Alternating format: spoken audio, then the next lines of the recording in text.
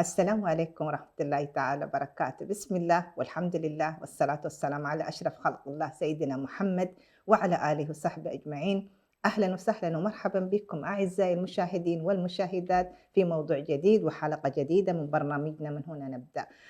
يمكن نحن في فترة تحدثنا كثير جدا في موضوع اضطرابات التي تصيب الأطفال والمراهقين.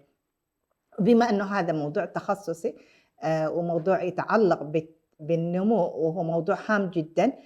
وتقريبًا يعني يمكن الواحد تصل له استشارات كثيرة جدًا بشكل مستمر في هذه المواضيع، ويمكن هي الاضطرابات منها أنواع كثيرة جدًا، لكن أنا لكثرة الاستشارات اخترت بعض منها، ويمكن في مواضيع منها سبق وأن شرحت هذا الموضوع أو تطرقنا إليه، من ضمنه موضوع كان اضطراب الكلام واضطراب اللي هو النوم.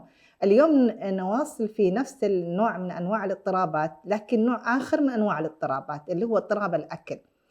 واضطراب الأكل واحدة من الأشياء اللي تصيب الشباب المراهقين وتصيب الأطفال، ولكل فئة لها نوع معين من هذا النوع الاضطرابات. وزي ما ذكرت يعني الاستشارات التي تأتي يمكن إحنا بشكل مستمر اللي هي تقول لك طفلي ما يرافض ياكل، طفل أحيانًا تكون في نوع من الأكل يلمس بإيده كذا يقول حتى يعني يعني يتذوق الأكل أول ما يحس في نوع معين من الأكل. إحساسه بهذا هو إحساسه بالنوع من الأكل اللي هو يرفضه الطفل. أمّا بالنسبة للمراهقين فالوضع مختلف تمامًا، وأنا أتذكر واحدة من الحالات اللي كانت الأم تتواصل معي إنه بنتها شابة تبلغ تقريبًا في العمر أقل ما بين 17 و20، تقول إن بنتي رفضت تاكل، إنه أصبحت كل مرة هي واقفة في المرآة تشوف نفسها كل يوم وازنة نفسها، وزنها زاد، اليوم ما أدري إيش، رافضة تاكل. بسبب إنه عنده هذا النوع من الاضطراب، إنه اضطراب اللي هو فقد الشهية العصبي، يعني طبعًا بالنسبة هذه الأشياء متى تصبح اضطراب؟ إذا كان أصبح شيء غير الشيء الطبيعي المتعارف عليه.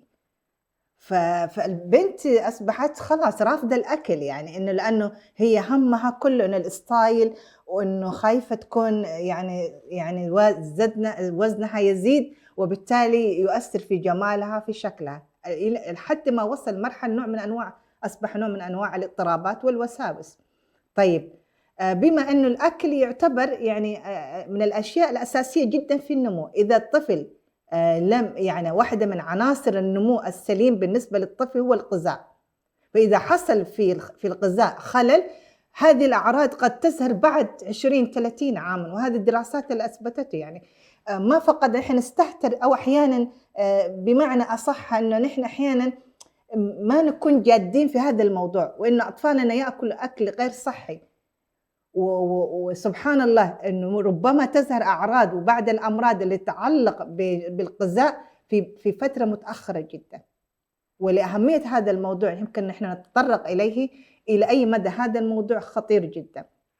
طيب نأتي الآن ما هي أنواع اضطرابات الأكل؟ طبعًا عندنا اضطرابات الغذاء فيها تقريبًا 4 أنواع، أولًا النوع الأول اللي ذكرته اللي هو المثال على الحالة اللي أنا ذكرتها، فقدان ما يسمى بفقدان الشهية العصبي، هذا النوع من الحالات يتجنب الإنسان الأكل، يعني وهذا طبعًا أكتر شيء شايع ما بين المراهقين، يتجنب الأكل أو ياكل كميات قليلة جدًا، ويكون في حالة وسواس مستمر في الوزن، وأحيانًا ممكن بعد ما ياكل إذا كانت الشاب والشابة تتقيأ عزكم الله أو تخرج هذا الأكل أو تاخذ بعض العقاقير اللي تكون مضرة، لأنه يخرج الأكل بدون ما يستفيد منه الجسم، يعني تصل حالة من حالة اللي هي الإفراط في هذا الأمر، وبيكون هو الاستمرار المستمر في الوزن. طيب نلاحظ هذا النوع من الاضطراب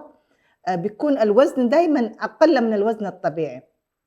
طيب نوع آخر اللي هو الإفراط في الأكل، طبعًا عكسه تمامًا اللي يكون عنده النهم والشهية وإنه ياكل تكون عنده نوبات الأكل المتكررة بكميات كبيرة جدًا غير عادية، وده ما نلاحظه في الأطفال أو في السن يكون وزنه فوق الوزن الطبيعي، اللي هي السمنة، يعني تجد إنه يعاني من السمنة وتكون واحدة من المشاكل حقيقةً يعني وتسبب يعني بعد المشاكل الاجتماعية. النوع الثالث اللي هو اضطرابات الشراهة عند تناوله، يعني مثلًا يكون عنده اضطراب لكن مرتبطة بأحداث معيّنة، يعني مثلًا في نوبة وأحيانًا تأتي في الأسبوع مرتين. يقول لِك في بعض الشباب يقول لِك أنا لمّا أكون غضبان أو زعلان أو وقت يعني يكون مكتئب، على طول يكون يفرّق اللي هو اللي هو الطاقة السلبية اللي عنده أو الحالة النفسية، حالة القلق، حالة التوتر، حالة الاكتئاب على الأكل، فتجد إنه بينهَم ياكل الأكل ويكون عنده إحساس بالذنب، يعني سبحان الله. وهذا النوع من الاضطراب اللي هي النوبات اللي تأتي على الأقل في الأسبوع مرتين، ونتيجة للأحداث اللي ذكرناها يكون عنده هذا النوع، الشخص يكون عنده نوع من عدم الرضا، يكون عنده تأنيب الضمير، ودايمًا يستحي إنه يعني حتى يكون هو في يعني يختبئ وهو ياكل، يعني ما ياكل أمام الآخرين يعني. وهذا النوع من الاضطراب بيكون الوزن دايمًا يكون يا إما يكون في الوزن عادةً يعني أكثر بقليل، عكس المُفرط عكس اللي هو اللي يكون عنده النَهَم أو الأكل أو الشراهة أو الإفراط في الأكل. النوع الثالث الرابع، وهذا النوع من الاضطرابات اللي هو تناول أنواع محددة من الأكل، أو خاصةً نلاحظ هذا النوع في الأطفال، يعني مثلًا في الطفل لو حس إنه في بصل في الطعام ما ياكله، أو يكون ياكل كميات قليلة جدًا. وأنا أعرف واحدة من الأطفال اللي هي تبلغ من العمر تقريبًا 4 سنوات، هذه الطفلة اللي حصل عندها يعني أصيب أحد والديها بمرض يعني مزمن، وأصبح إنه ما يتواجد في البيت بشكل الطبيعي اللي كان متعودين عليه، هو على طول في المستشفى وهذه الأشياء. فانعكس هذا الحالة وتجد إنه هذه الطفلة تاكل يعني أكل بسيط جدًا، وأحيانًا حتى بعد ما تاكل سبحان الله البنت يعني بتخرج الأكل، أعزكم الله هي تتقيأ، فتكون هذا النوع من اللي هو يكون يا إما ياكل أكل محدد أو يكون عنده أكل معين، وتظهر عنده هذه المظاهر اللي من خلالها يعني الطفل يبدأ إنه خلاص يعني إنه هذا النوع من الأكل يسبب له بعض المشاكل. نأتي الآن ونرى طيب ما هي أسباب هذه المشاكل؟ ما هي أعراض يعني هذه الأعراض اللي ذكرناها؟ ما هي الأسباب؟ أولًا نأتي في السبب الأساسي والذي نذكره يمكن في كل أنواع الاضطراب نذكر أول يعني السبب الأساسي اللي هو أسباب تكون عضوية أو أسباب صحية، أسباب وراثية، تكون عند هذا الطفل. قد تكون لبعض الأشخاص يعني في الأسرة مرتبطين، يعني مثلًا يكون الوالدة أو الوالد وكذا.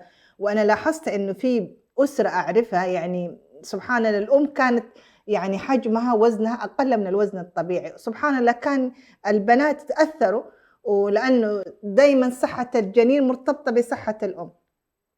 السبب الأول اللي هو سبب وراثي يكون يتعلق أو إصابة ببعض أحيانًا إصابة ببعض الأمراض، عوامل أخرى اللي هي عوامل اللي هي تتعلق عوامل حيوية، ممكن يحصل عنده تغيير في كيمياء الجسم نفسها، أو تعرّض لحادث معيّن في الدماغ وأصابه هذا النوع من الاضطرابات. سبب آخر هي رفض يعني إرضاع الطفل. ونلاحظ إنه الأطفال يعني سبحان الله إذا كانت الأم رفضت ترضع ابنها وينعكس هذا الشعور أو هذه الحالة في الطفل في رفضه للأكل.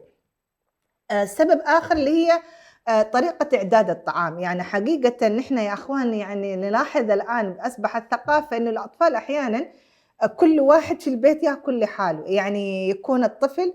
وأنا يعني شاهدت هذه الحالات وكنت أعلّق أقول لماذا الأسرة يعني ليش ما كل الناس يعني تجتمع في مائدة طعام يعني، وهذا ديننا يأمرنا بذلك يعني سبحان الله، يعني إن الأسرة تجتمع على مائدة الطعام، إن الأكل مع بعض له معنى آخر وله أهمية حقيقةً من كل النواحي.